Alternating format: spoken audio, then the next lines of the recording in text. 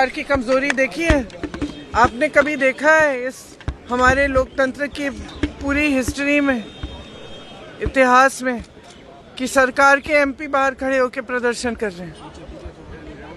और कितने सत्रों से ये चल रहा है, चला ही नहीं पा रहे हैं। बाहर जो हो रहा है देखिए, कमजोर है, एकदम कायर है। I mean, what is this? Are we living in a democracy? Think about it. Children are protesting. They're all young. Think about it. They've cut all the internet. What are they doing? They're not terrorists.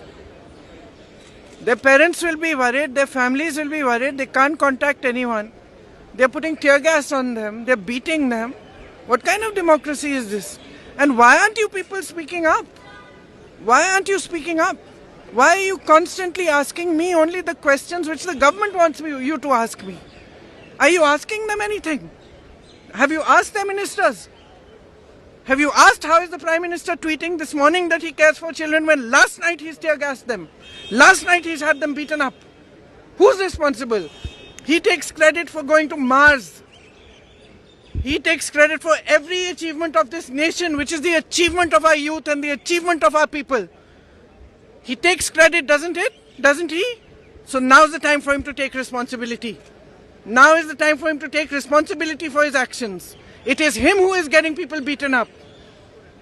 Under his nose, there are 152 papers have leaked in 10 years. 152 papers have leaked. Not one conviction, zero convictions. Zero convictions.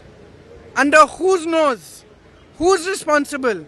If Modi ji is responsible for us going to Mars, if Modi ji is responsible for every achievement that every Indian makes, whether it's in the Olympics or in the Asian Games, then Modi ji is responsible for what is happening today.